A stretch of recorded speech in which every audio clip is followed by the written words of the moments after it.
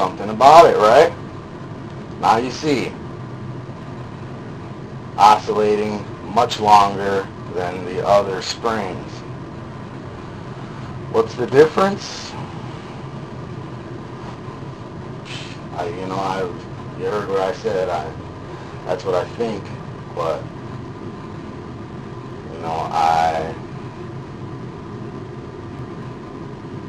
I don't know. I'm learning. I wanted to share this with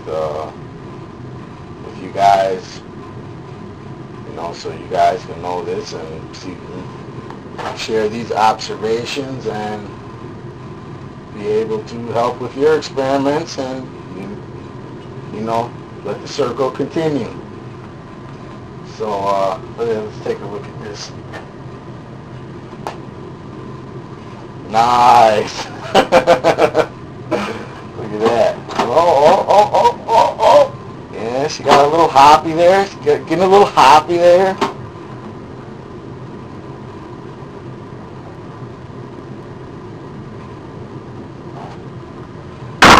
Oh, shit.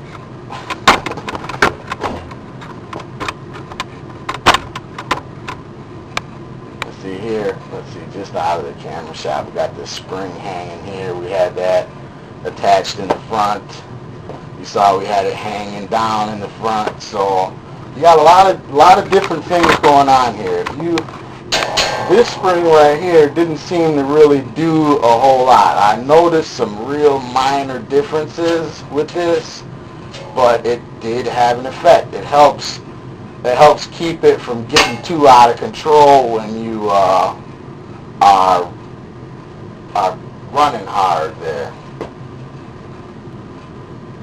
But you have the spring here you can tune with, springs there you can tune with, underneath the backside, and you can in the front there. So. And of course you have your geometry from here, from this pivot point to this pivot point, in conjunction with this pivot point to the length of the pendulum. There's a lot of things that are going on here that you can adjust and tune, and just the springs there change the way the whole machine acts. Just the spring rates, just having different springs there change the way the whole machine acts. And I was testing that, and I thought I would share that with you guys on YouTube, and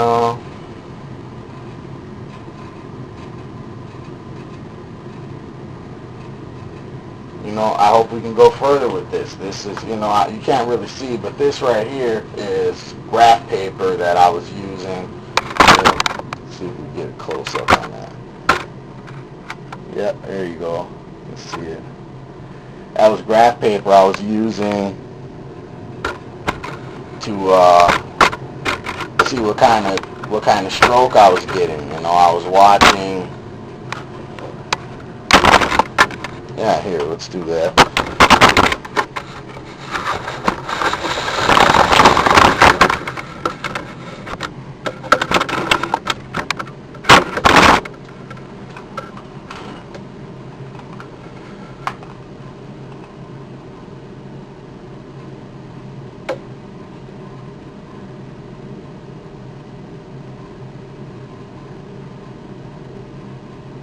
Is that some kind of efficient oscillation or what?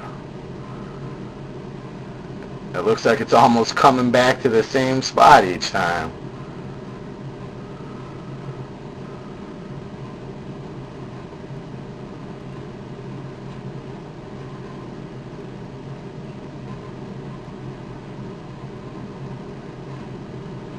So what I'm thinking is, I was watching, I was YouTubing, and I saw a video of an old interview with John Bedini and Tom Bearden, and they were talking about the pendulum, and they were at some radio station, and they apparently had a working pendulum unit in the radio station that had a coil. I actually found a new place. I'm going to mount this one back in here. But he had a Bedini type coil, circuit, whatever you want to call it, the coil and circuit. And then, he was just running a pendulum, and he had the coil at the bottom of the pendulum, and then he had two coils on each side that were regular generator coils, and those two regular generator coils went back to the primary battery and charged the primary battery, and the machine sat there and would run itself, I guess, until your bearings or your batteries would run out. So what I'm thinking is that will be next. I will be working on getting that running and try to get this machine to oscillate on its own and charge its own batteries just off the pendulum, and then maybe we can go to the other end there and see what kind of torque we can get out of that. And I'd like to see this machine run itself, and then we can see what kind of work we can get out of it. But on that end, I tried to make that end do work over there, and it's not quite as easy as you might think. I saw these people in their videos, and when I'm not going to touch this, I'm just going to let it keep swinging because it's still oscillating from when I pushed it a little while ago there. I see people, when they have their two-stage oscillator running, they will be pulling it. Well, I put the bicycle wheel with the chain and put that set up over there. Let's see, I got it laying around here. Now I got the back wheel mounted on the front fork, and I had that mounted like that, and I had the chain and the spring and all that shit going on and yanking it, and I started it up, and I started the pendulum swinging, and that shit started going, and the wheel started going, and I let it go, and it wound down. It was like dragging it through the mud. It was like putting it through, like, that kind of resistance.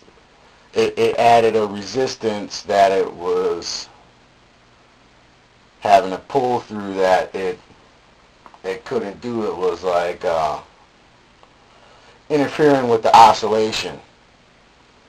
It was a pain in the ass to set that up, and I had the spring and all that shit, and I don't want to get slapped in the face or whipped with the spring or chain, and doing that spring and chain setup seemed a little like you might get whipped in the face if something breaks or something.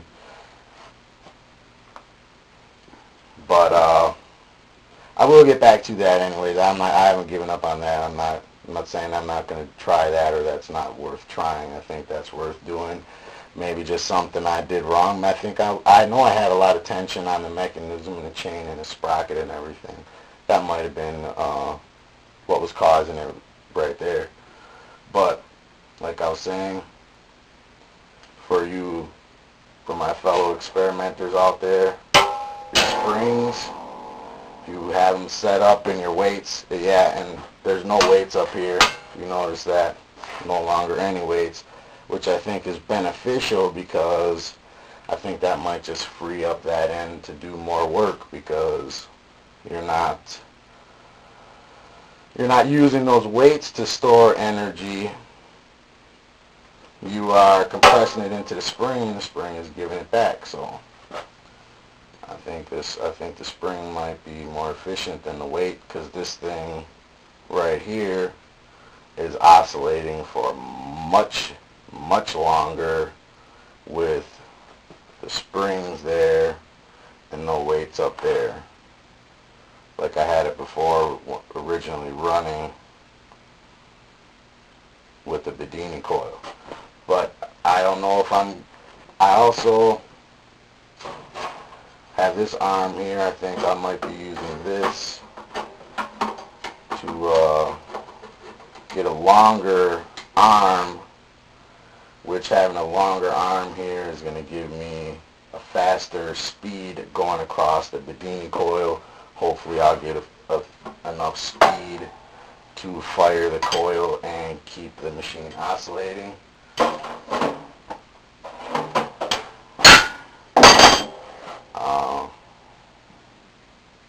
I just want to oscillate and bitch.